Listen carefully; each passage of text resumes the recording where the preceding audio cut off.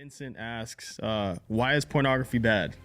Oof, why is pornography bad? Pornography is bad for one simple reason, and that is that you are getting false dopamine hits from doing something that makes you feel guilty and gives you shame. If you look at this, all of you can Google vibration chart. Like, all of us have a vibration. Everything in life has a vibration. In fact, there's a true story. There was a bridge in Baltimore that was built like in the 60s. Dude, it's crazy. And the way they built the bridge, etc., it had the same vibrational frequency as wind at 22 miles an hour, right? So when wind kicked up to 22 miles an hour, that 22 mile an hour wind and the vibrational status of that bridge were in line, and this bridge would start vibrating and shaking and swaying, and cars were getting like tossed around. Oh, yeah. They had to demolish that whole bridge and rebuild it. Vibration's real. Like, you've been around people, you walk in, you meet them, and immediately you feel this weird, like, low energy, like they're just sucking out the energy of the room, right? Yeah. That's a low frequency person, right? And you've been around high frequency people. And so if you look up the frequency chart or vibrational chart of humans, you'll see that guilt and shame are at the very bottom, and they rank at like vibration level like 5 and 6, right? In the middle is acceptance.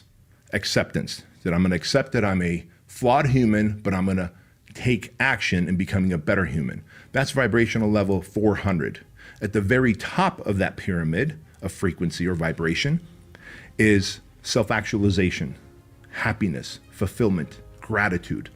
That is a vibration level of 12 to 1400 in terms of frequency, right? And so when you are watching porn, you're getting dopamine hits, and those dopamine hits, you're conditioning yourself, okay, when I do something shameful and that I feel guilty about, I get dopamine hits. Oh my God, I do not want to get this awesome, great dopamine hit that's supposed to be good for me. Like working out, that's a dopamine hit. Right. Making love to your spouse, that's a good dopamine hit, right? Doing a hard day's work and feeling accomplished, that's a good dopamine hit.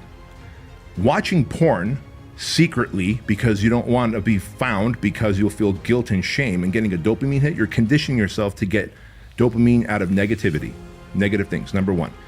Number two, guilt and shame are very low on the frequency chart. So you just feel like a low vibrating human, and you attract low, bad, negative stuff into your life.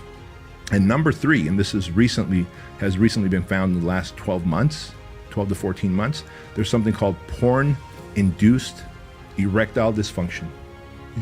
Porn-induced erectile dysfunction. So there used to be a time that people were starting to get impotent or would have erectile dysfunction in their 40s and 50s and 60s as they get older, right? Right.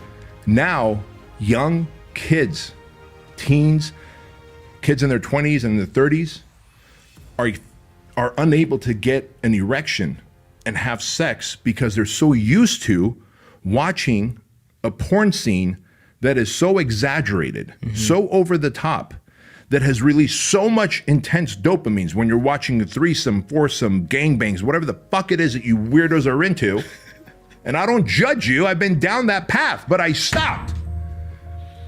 But when you're into that shit, and then you come home to your beautiful spouse, and you just have to make love to her, you're like, well, I don't know, man. Like, it's not 8 of you on top of each other with weird tools and gadgets and a swing and a ball gag from Pulp Fiction, right?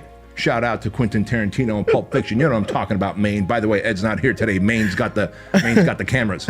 And so, fuck, bro, how are you gonna be able to make sweet love to your wife if you can't get hard because you've got porn-induced impotence? Yeah. That's sad. So that is why pornography is absolutely bad for you. Well, what about the people that, because I know there's going to be comments, people like, oh, well, he's one of those guys that's just anti whatever. What about the people that ask, okay, what if I just do it every once in a while?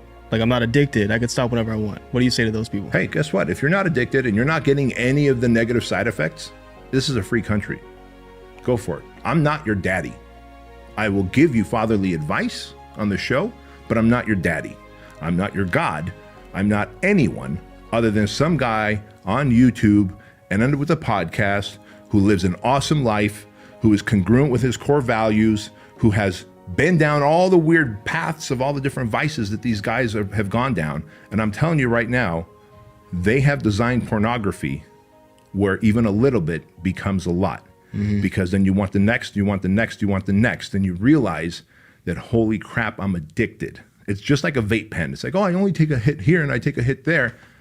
And then you see the dudes on a plane who are fiending for a hit from a vape pen because they've been on a 3-hour flight and they can't wait to just run out of that terminal and take a hit of their vape pen. Right. I don't ever want anything to enslave my mind and heart that way. Not pornography, not nicotine, not alcohol, not food, not television, not any addiction out there, not gambling. Gambling will create such an addictive component to it. None of it. Not even money. Like, money is very intoxicating as well, right? But money is something we need, and you can learn to be good and generous with money. But you can also start getting so addicted to it that you can start doing illegal things that are outside of your core values and character, and justify it by, well, I'm just making money and doing good with it, until you end up in jail. Plenty of great, nice, good people are in jail because they made bad decisions, and it was the addictive factor. Right. So if people are like, hey man, look, porn doesn't affect me, I just do it occasionally just to let off some steam. Listen, I got no beef with you, but I'm just letting you know that those companies that produce porn have designed it to take you down the rabbit hole and hold you there for as long as they could. I also heard a quote too. I'm going to butcher it, but it basically was, if someone's asking, can I just do it in moderation, whatever the addiction is, whatever the thing is, if you have to do it in moderation, you're still a slave to it, because you can't even stop. Exactly. You still have to do it a little bit. So anyways, there's that. Very well said.